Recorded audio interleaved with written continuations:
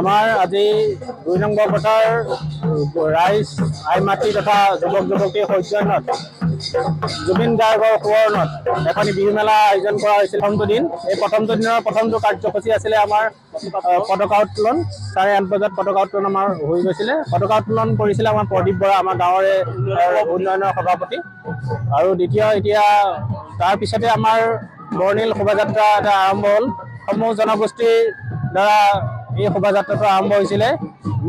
মিচিং দল আছিলে, আদিবাসী দল আছিলে, লাচিত খানা আছিলে, নেপালী সম্প্ৰদায় আছিলে। সমূহ জনগোষ্ঠীকে আমি সামৰি পেলাই এটি বৰ্ণিল শোভাযাত্ৰা আমি আৰম্ভ কৰিছিলোঁ।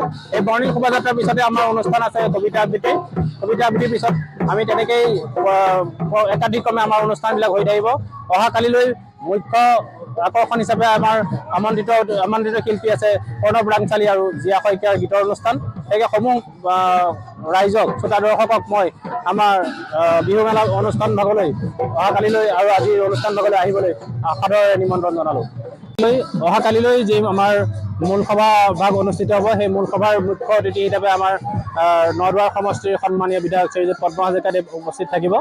তেখেতক আমি নিমন্ত্ৰণ জনাইছোঁ। গতিকে তেখেতে আমাৰ নিমন্ত্ৰণ ৰক্ষা কৰি অহাকালিলৈ উপস্থিত থাকিম বুলি আমাক প্ৰতিশ্ৰুতি দিছে। জয় পদ্মদা, জয় পদ্ম হাজৰিকা, জয় পদ্ম হাজৰিকা, জয় পদ্ম হাজৰিকা। অবৰ্তমানত প্ৰথমটি অনুষ্ঠান আমি উদযাপন কৰিছোঁ। যদিও মন উকা, যদি জাতিটোক আগুৱাই নিব লাগিব, সাংস্কৃতিকভাৱে আমি জীয়াই থাকিব লাগিব, সেয়েহে আমাৰ এই প্ৰচেষ্টা। আমাৰ আজি বৰ্ণিল কাৰ্যসূচী আৰম্ভ হৈছে। কাইলৈও যথেষ্ট কাৰ্যসূচী আছে। নিশাৰ ভাগলৈ সংগীতানুষ্ঠান আছে। আমি সকলো ৰাইজক সাদৰে আমন্ত্ৰণ জনাইছোঁ। ধন্যবাদ। জয় অসম।